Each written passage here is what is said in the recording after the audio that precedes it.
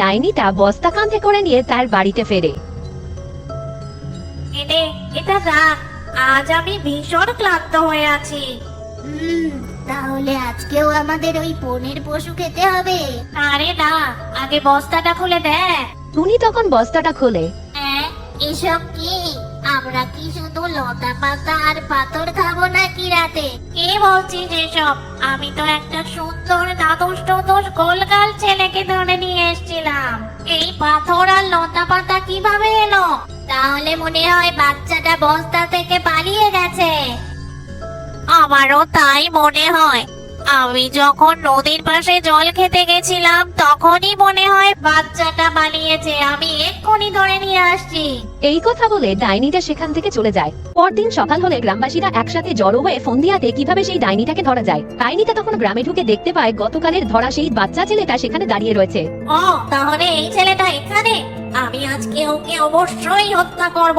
এই কথা বলে ডাইনিটা যখনই বাচ্চা ছেলেটার দিকে পা বাড়ায় তখনই সে ফাঁদে পড়ে যায়। এরপর গ্রামবাসীরা তাকে ধরে একটা গাছের গায়ে বেঁধে রাখে। এসব তোমরা কি করছো? আমাকে যেতে দাও। যাদের মাংস খেতে খুব ভালো লাগে না তোর, এবার আমরা তোর মাংস খাবো। তোমার সাথে এরকম করো না। আমি আর কখনো বাচ্চাদেরকে মেরে খাবো না। একদম মিথ্যে কথা বলার চেষ্টা করো না। আমি জানি তুমি একজন ডাইনি। তুমি বাচ্চাদের মেরে তাদের খেয়ে ফেলো। তোমাকে একদম ছাড়া হবে না।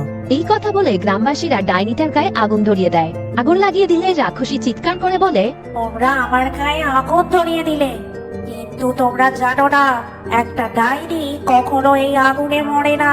আমার মেয়ে খুঁজতে খুঁজতে এখানে নিশ্চয়ই আসবে, আর তোমাদের তখন মজা দেখাবে।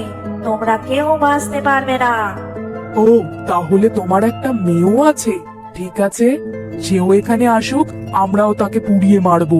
এরপর অনেকক্ষণ ধরে চুনি তার মায়ের জন্য অপেক্ষা করতে থাকে, কিন্তু ডাইনিটা না ফিরলে তখন তার মেয়ে গ্রামে তাকে খুঁজতে বের হয়।